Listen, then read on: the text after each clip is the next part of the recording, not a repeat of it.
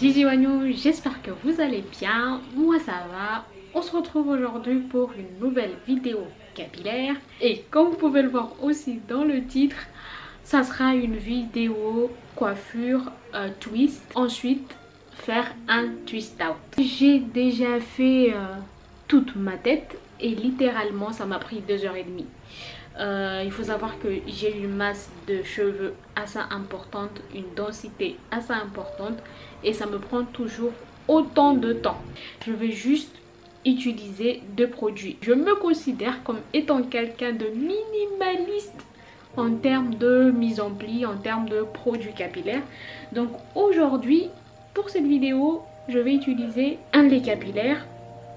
Alors j'ai utilisé la base neutre de chez WAM auquel j'ai rajouté des actifs cosmétiques, des huiles essentielles pour justement tout ce qui est hydratation intense, tout ce qui est aussi stimuler le cuir chevelu. D'ailleurs j'ai fait un réel sur Instagram si ça t'intéresse, Hermavadou.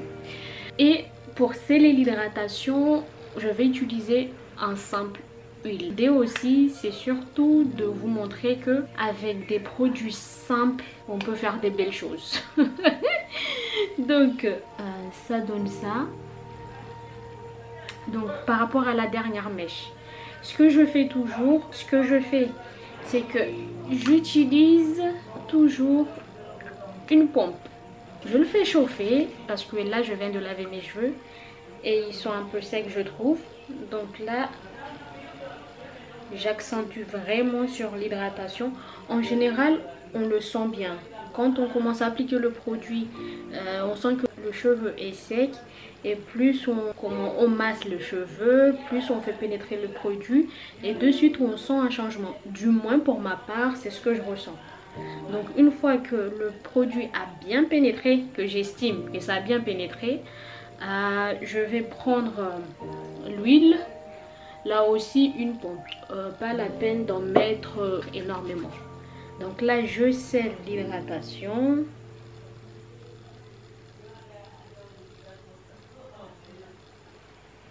Donc voilà. Donc moi j'utilise deux peignes. Donc là c'est le 2 en 1 que pour tracer et à dents larges pour peigner. Et ensuite je vais utiliser le deuxième peigne où les dents sont moins resserrées. Et parfois il m'arrive d'utiliser aussi ici, c'est encore plus resserré. Alors que ces peignes là, c'est les peignes typiques de Mayotte. Toute mahoraise qui respecte son cheveu a son peigne à la maison. Je commence par peigner. Et que c'est une petite portion, en général le peigne passe rapidement sans chichi. Donc là je prends vraiment le temps de démêler. Voilà, c'est bon. Bon, allons, prenons le petit.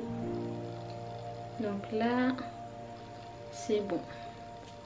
Donc, une fois que c'est bien démêlé, bien hydraté, bien scellé, en général, quand je prévois de faire un twist out, je ne fais que 2 brins. Si je prévois de le garder en tant que coiffure protectrice plusieurs jours voire semaines, je commence toujours par 3 brins. Donc là le projet c'est les défaire en faisant un twist out.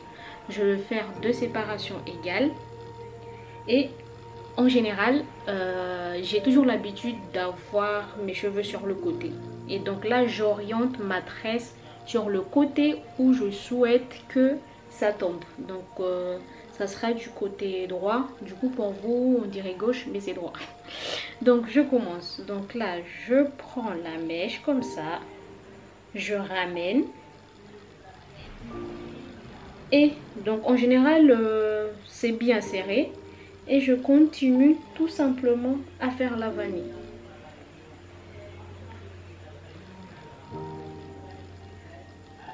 J'hésite pas à lisser la mèche pour éviter que ça se réemmêle, même si ça n'arrive quasi jamais, mais ça me rassure. Donc là je continue.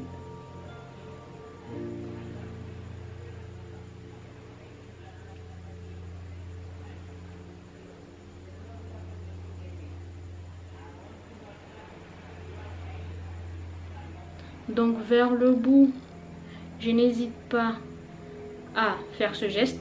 Je ne sais pas comment ça se dit. À enrouler les mèches sur elles-mêmes. Donc on va y arriver. Donc là c'est fini. Regardez juste la mèche. Je trouve que ça reste assez serré. Enfin ça va. Donc voilà, c'est ce que ça donne.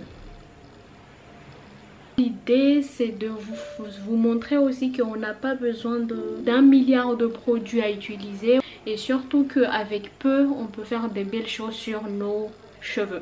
Donc je vous montre le derrière. Donc autre chose que je fais, vu que je pars sur un twist out, je n'attache pas mes cheveux.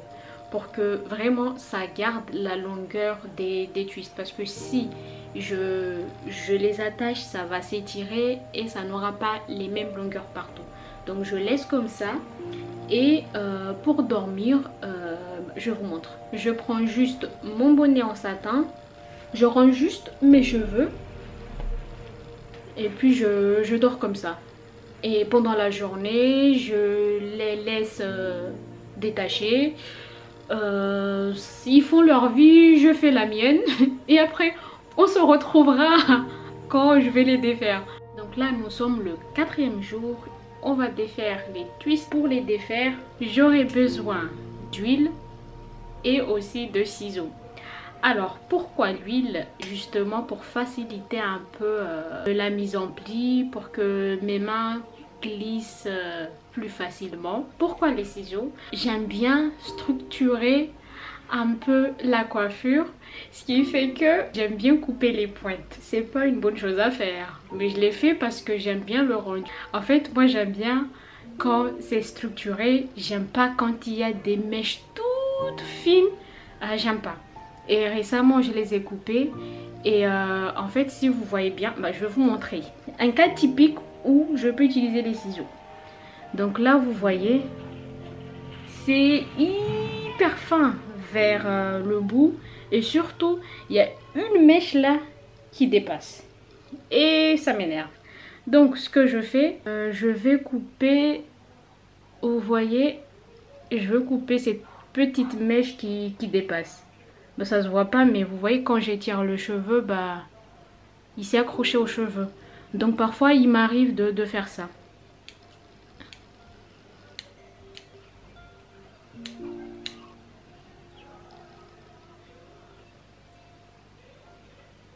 Donc je viens de terminer de faire la petite coupe. Je ne sais pas si vous voyez la différence, mais moi je vois une sacrée différence. Donc comme je vous disais, en général j'utilise le même huile que j'ai utilisé lors du scellage. On fait chauffer. Après là surtout c'est pour apporter un côté brillant, mais surtout aussi de faciliter un peu la manipulation. Quand on a les doigts qui glissent, ça facilite énormément. Donc vu que là j'ai coupé les bouts, en général ça va se défaire très facilement. Je ne commence même pas au début parce que bon, c'est mieux de commencer ici. Mais vu que je sens, enfin je le sais que ça va pas s'en mêler, je commence directement en plein milieu ou vers la fin. Donc voilà. Et ce que je fais, ou ce que je ne fais pas, c'est que je ne sépare pas les brins. J'aime. C'est pour ça que quand je fais les twists, je les fais assez fins pour ne pas les démêler leur séparation naturelle. J'aime bien quand c'est des grosses portions comme ça. Et voilà.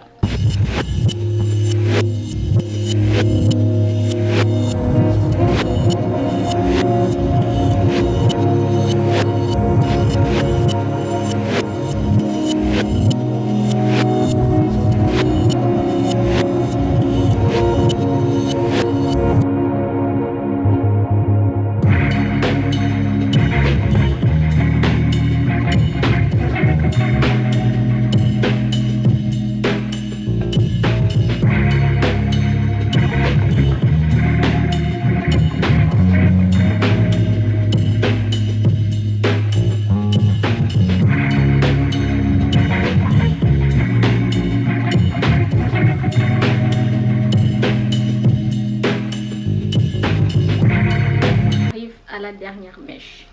Donc je défais. Quand je tire comme ça, normalement ça s'enroule sur elle-même les mèches. Donc pour donner du format tout ça, en général je défais un peu les boucles. Voilà ce que ça donne.